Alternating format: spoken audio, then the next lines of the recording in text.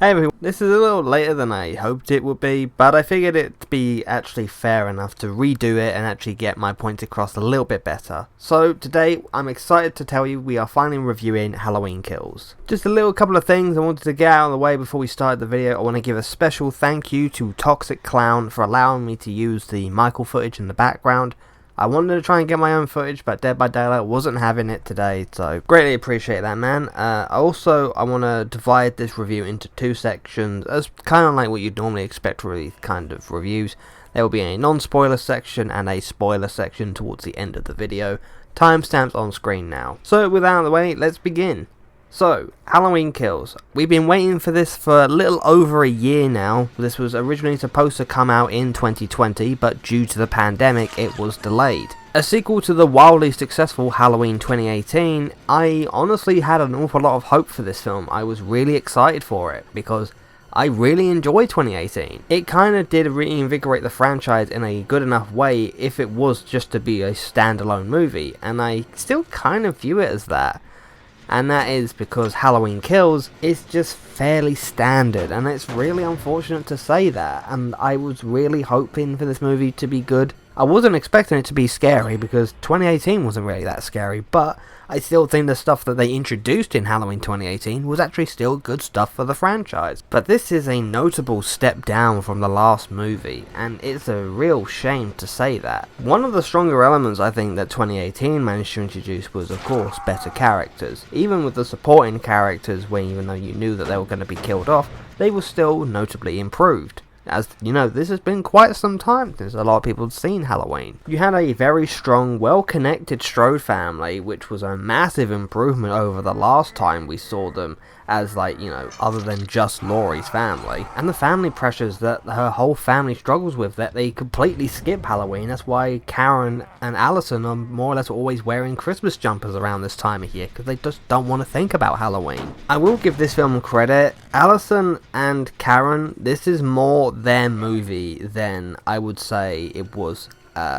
Laurie's movie, and that's going to be a big problem. Much like the original Halloween 2, Laurie spends most of this film in a hospital bed or just constantly in pain. The majority of this film is shifted onto returning characters from Halloween with Tommy Doyle, Lindsay Wallace, Marion Chambers. Plus a bunch of extra characters who really aren't that important because they get killed by Michael more or less in the next scene. So Tommy is essentially responsible for this giant mob that begins to form up after he recounts the story of his encounter with Michael Myers in the original film.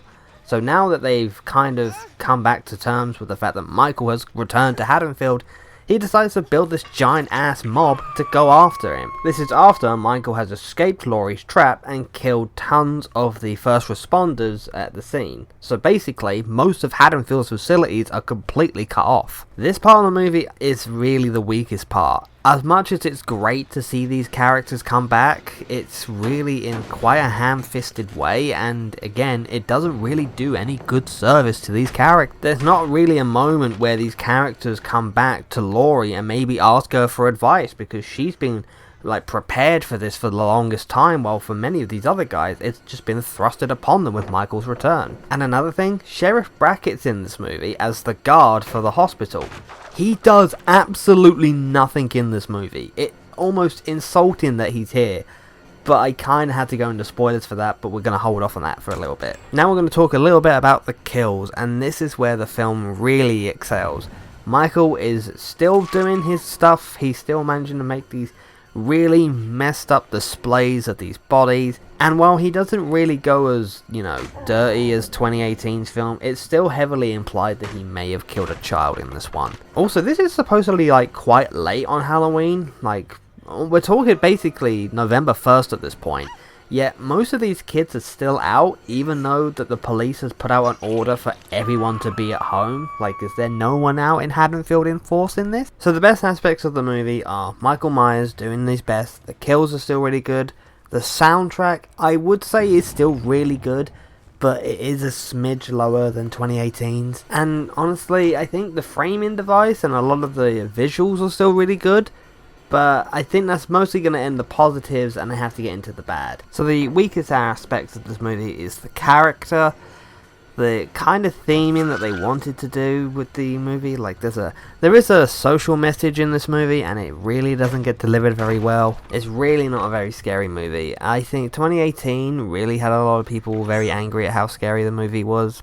This is definitely going to be worse for those. So it is the most middle of the road Halloween movie. So to give it a quick rating, it's more a 6 out of 10 movie. I was really disappointed by this film. I wasn't angry by it because what they did present I still enjoyed. Something I really didn't like is the fact is that we do know we're getting a sequel, and I feel like the ending was definitely catering towards that. But I have to talk about that in the spoiler section, which we're going into now.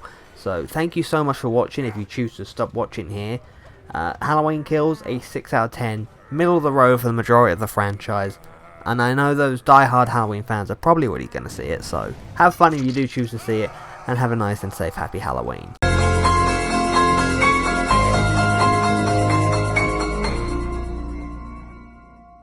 So now we get to have the fun part, the spoilers. So I'm not going to be holding back here at all. More or less all the criticisms I've had will be levied out as much as I possibly can. We're going to go straight in with the first couple of minutes of the film actually being set back in 1978. And I have very mixed feelings over this. Particularly about the inclusion of Donald Pleasence's character, Dr. Loomis. I felt really uneasy with it because at first I thought it was a deep fake. But it's not. It's an actual actor playing him who's trying to do an impression of him, and I personally felt it really fell down below par. Now I might be wrong about this, but I believe that they got a guy to do impressions for Dr. Loomis in Halloween 2018, and I don't think this was the same guy. If it is, I'm sorry, but it really wasn't very good in this film, and or it might have been cut off pieces from Halloween 1, like the original film. But in essence, this film picks up immediately after Halloween 2018 with one of the kids finding out that the officer that got stabbed in the neck by the doctor is still alive. So the beginning part of this movie is mostly just the characters trying to recollect themselves, get themselves back together, and mostly clean up from what happened from 2018. So you got Laurie going into hospital to have her wounds treated. You have the fire department responding to the fire at Laurie's house. You have, some of the bodies being discovered and most of the actually being cleaned up, and some, reconciliation moments. I particularly like that moment when Karen and Allison actually had a moment to each other and just, kind of acknowledged and contemplate the fact that their dad, or at least her, Karen's husband, is now dead. But on the other side of town, we have Tommy Doyle, who's giving a little bit of a speech at what's supposed to be a comedy club about what happened in 1978, basically bringing up the town and that to keep them up to speed.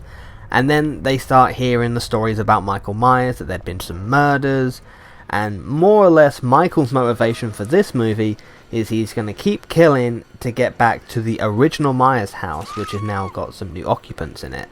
So of course they're going to get killed. But during Michael's transfer in Halloween 2018, other patients escaped as well, and, well, they kind of drum up this fact as the paranoia in the town is building up quite dramatically as they believe they see Michael Myers, and when they're actually just chasing another inmate that needs, he needs professional help, not a fucking angry mob that's gonna kill him. And this is basically where the characters really tank, is with this commentary on, mob mentality. And it's because, the guy that they have for who they're chasing after looks absolutely nothing like Michael Myers. And this is coming from people who know Michael Myers' build. It doesn't matter if you don't know his face, you know his build. So what on earth is going on with Tommy or Lindsay? And this also highlights how they basically character assassinated Sheriff Brackett. Because Sheriff Brackett does absolutely nothing in this movie, either saying one line in certain scenes, or more or less just recounting lines in a new way from the previous movies, like everyone's entitled to one good scare. That's cool and all, but why on earth is he not a key or more focal character in this movie? In the original Halloween, we never get to see his reaction to the death of his daughter. That was the point of Halloween 2, as Sheriff Brackett and Dr. Loomis are both really eager to make sure that Michael Myers is captured so no one else dies. Why not bring up the fact that he is still very much like Laurie Strode, who is very annoyed that Michael has taken people from them and he wants revenge. Why isn't that a point? And he's given next to no screen time throughout this movie, and it sucks. And in a similar vein, the authority figures in this, the sheriff makes a return from Halloween 2018, even though he was barely in the last one, and he still sucks here. And it makes me very annoyed because this could have absolutely been a point to fix his character. I gave the last film slack because, again, it was a reboot. They don't have all the history of Michael Myers because they're just going off the original movie. But this sheriff does almost nothing to quell the anger of the crowd or any of the mobs, when the fact is that kids have been killed this time. This makes Michael a lot more threatening than in previous movies. And coupled with the fact that there are substantially less police officers in Haddonfield now, because those that were sent around the Strode house are now dead, and you've got other officers that are missing. They're making the point as well that a lot of the neighbouring towns are also struggling to get resources sent to Haddonfield. But like, this is a very urgent request, obviously, because now this is going to become a massive manhunt. I already mentioned Laurie basically doesn't do anything in this movie because she spends more time in a hospital bed. And while they do show some elements which I do think were really cool, like, you know, returning to the Memorial Hospital, we get to see, you know, more of just the neighbouring towns or just the, like, environment of Haddonfield. Michael still being a gruesome motherfucker is really good in the movie, and I don't even mind the fact that they go back to the Myers house and stuff like that. But the bit that I do have problems with is that they try to use nostalgia while not really adding anything new to it. Kinda similar to the critiques people have of the Jurassic World series. But the bit that really pisses me off was the ending for the film. And the ending in question actually ends up having Michael being completely beaten and battered by the townsfolk, nearly being executed. And then Laurie starts monologuing to the deputy in the hospital, saying when Michael kills, he transcends. So the best way I describe it is like in Dead by Daylight, Michael gets tier 3 and just insta-kills almost everyone around him. And this is including several major characters in the franchise, and even for the future of the franchise. In this scene, Sheriff Brackett is killed, Tommy Doyle is killed, and Karen is killed. And Karen was the very last kill on the screen before it cuts to credits. And I was very unhappy with this. And I'll tell you why. I'm pretty sure most of the guys who are really into the horror movie stuff are aware of what's coming up next. Next year we are supposed to be getting Halloween Ends, which is going to be the conclusion of this trilogy of films from Blumhouse. And it's rumoured that this next film is actually going to be taking place 4 years after Halloween 2018. Which, I'm going to be brutally honest, it kind of makes Halloween Kills redundant. It's the most middle of the, like, Halloween series, and you could probably have some of these characters return in, like, Halloween Ends and build them up more. Maybe give a redemption moment to Sheriff Brackett to really, you know, want to avenge his daughter. Maybe give Karen and, you know, Laurie some more time together, because they really just weren't always getting along with each other. I really was disappointed by the way this film ended, and because of the fact we have another film coming out, of course Michael was gonna win. That being said, I really do hope that Halloween Ends is a good film. Hopefully they actually make it a bit more scary, as well as giving some really good kills. I don't know exactly what they're going to be doing. It's rumoured to be set in place 4 years after this film. But I think Halloween Kills definitely kind of showed that this franchise, while having a great return in 2018, I do think it may have been better if it was just a one-off. Having a one-off return to Halloween, really giving it, you know, some new lease of life, but it didn't need to be milked further. Now they've added 2 more films, it kind of cheapens a little bit about 2018, while Kills does address many of the issues I did have with it in terms of its story and lore. That's more or less all it sets out to do, and it's not really enough for a movie. But I've been talking to you for long enough about Halloween Kills. I'm still giving it a 6 out of 10 because a lot of the direction was good. There were some elements of the characters that didn't suffer or didn't suck. I did like Allison and Karen for a bit. They did manage to address Cameron, who I really didn't like in 2018. And hopefully they can do Haddonfield a little bit better next time, as I'm kind of optimistic to see how Haddonfield will recover 4 years after the events of 2018. But I think it's probably fair to say that this is where Halloween ends as a film franchise. I know a lot of people associate Halloween with Michael Myers, but maybe if they were to reintroduce the idea of an anthology series, It might be better on Netflix rather than an actual theatrical film. But in the end, I think it's time for Halloween to properly retire, but I did definitely have fun while watching this with a friend. So, I'll see you guys hopefully in the future with the next video. I don't know if I'll get another Halloween video out. I did have one planned. It was on Slenderman, but editing it, recording it, it became a little bit of a chore. I really was not having fun with it. And there's also a couple of really good reviews for Slenderman out there. The funny thing is, I've been sitting on it, I think, since maybe 2018, 2019. Maybe I'll make it up to you for some Christmas reviews instead. Those are usually a bit more fun. Again, thank you so much for watching. Do the normal like, subscribe, and comment.